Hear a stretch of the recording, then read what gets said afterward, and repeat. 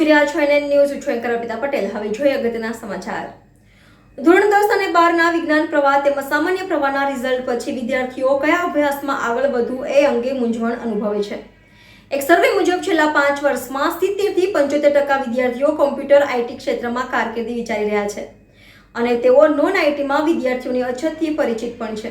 ઉપરાંત મોટે ભાગના વિદ્યાર્થીઓમાં ડિપ્લોમા અભ્યાસક્રમ તેના ફાયદા વિશે જાગૃતિ નથી. તો આ પરિસ્થિતિમાં સુરત સ્થિત મલ્ટીનેશનલ કંપનીઓમાંથી તજજ્ઞોની પેનલ ટોકના કાર્યક્રમનું આયોજન તારીખ 26 મે સવારે 10 કલાકે જીવન ભારતી સ્કૂલમાં આવેલા રંગભવન સેમિનાર હોલમાં કરવામાં આવ્યું હતું.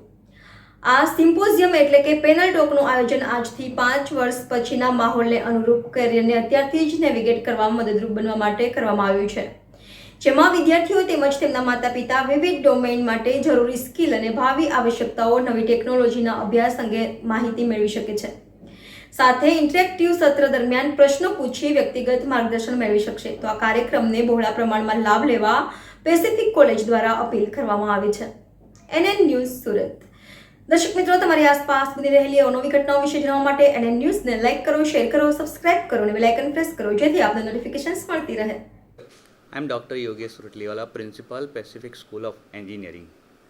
Nowadays, students of 10th, 12th and even parents are confused regarding their professional career.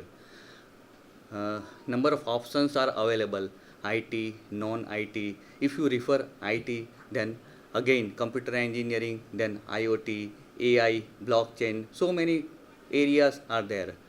With that, many core branches such as mechanical, electrical, computer, civil, so many branches are there. We believe that this all the branches means IT and non-IT can grow in a parallel manner. Then only the development is possible. To overcome the issues of such a confusion, Pacific School of Engineering is going to organize a panel discussion. This panel discussion comprises of a team of academicians and industries from the renowned areas. We have a belt of the industries starting from Vapi to Tapi. Lot many scopes are there. So this panel discussion will cover each and every aspects, benefits of each and every discipline, IT and non-IT. So students and parents can have a better idea regarding their confusion, regarding to address their confusion to decide the proper direction for balanced professional career. We are going to conduct this panel discussion at Rang Bhavan, Surat on 26th of May. You all are cordially invited. Thank you. મારું નામ doctor Hiral Desai છે અને હું Pacific school of એન્જિનિયરિંગમાં કોમ્પ્યુટરના head of department તરીકે કાર્ય કરી રહી છું. હાલમાં જ ધોરણ 10 અને 12ના પરિણામો જાહેર થયા છે અને એ પરિણામો આવ્યા પછી વિદ્યાર્થીઓ અને વાલીઓનો સૌથી મોટો પ્રશ્ન એવો હોય છે કે આગળમાં શું કરવું, કઈ ફિલ્ડમાં જવું. રાઈટ, અત્યારે આપણી પાસે 2 ફિલ્ડ અવેલેબલ છે, એક આઈટી છે અને એક નોન આઈટી ફિલ્ડ છે. હાલમાં જ અમુક રિપોર્ટ પ્રમાણે એવું જાણવા મળ્યું છે કે આર્ટિફિશિયલ ઇન્ટેલિજન્સ ફિલ્ડમાં આપણું જે ઇન્ડિયા છે એ સેકન્ડ ટોપ પોઝિશન પર આવી રહ્યું છે.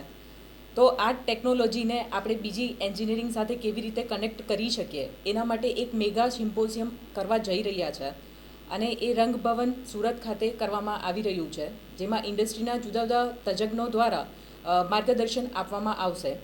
તો જે પણ ધોરણ 10, 11, 12 સાયન્સ અને કોમર્સના વિદ્યાર્થીઓ છે એ લોકોને હું અપીલ કરું છું કે એ લોકોના પેરેન્ટ્સ જોડે રંગભવનમાં આવે કે જેથી એ લોકો પોતાની કારકિર્દી આગળ સારી રીતે કરી શકે.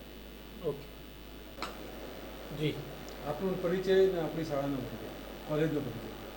મારું નામ ડૉક્ટર કંદર્પ જોશી છે. હું હાલ પેસિફિક સ્કૂલ ઓફ એન્જિનિયરિંગમાં વાઇસ પ્રિન્સિપલ તરીકે વર્ક કરું છું અને ખાસ આજના માટે એટલા માટે મીડિયાને બોલાવ્યું છે કે હાલમાં જે 12th અને 10thના સાયન્સ કોમર્સના જે રિઝલ્ટ આવ્યા છે તો વિદ્યાર્થીઓને સૌથી મૂંઝવતો પ્રશ્ન એ છે કે આપણે આઈટી ફિલ્ડમાં આગળ વધવું જોઈએ કે નોન આઈટી ફિલ્ડમાં આગળ વધવું જોઈએ, અને દરેક વ્યક્તિ અલગ અલગ એડવાઇસ આપે છે.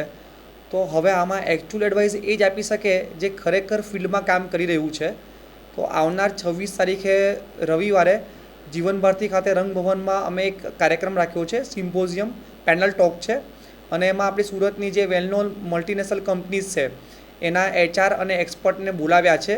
તો આજે શું કન્ડિશન છે, આજથી 5 વર્ષ પછી શું કન્ડિશન હશે, 10 વર્ષ પછી ટેકનોલોજીને કેવી રીતે ઇન્ટિગ્રેટ કરવાની છે, તો ખાસ કરીને 10થના સ્ટુડન્ટ્સ, 12 સાયન્સ અને કોમર્સ આના સ્ટુડન્ટને એક માર્ગદર્શન મળી રહે, તો પેરેન્ટ્સ સાથે એ લોકો આ કાર્યક્રમમાં ભાગ લે એવી અમારી અપીલ છે, અને એમને ખરેખર ખૂબ જ સારું માર્ગદર્શન મળી શકશે. તો આપ સૌને આમંત્રણ છે 26 તારીખે રવિવારે જીવન ભારતી ખાતે આપણે મળીએ. ઓકે.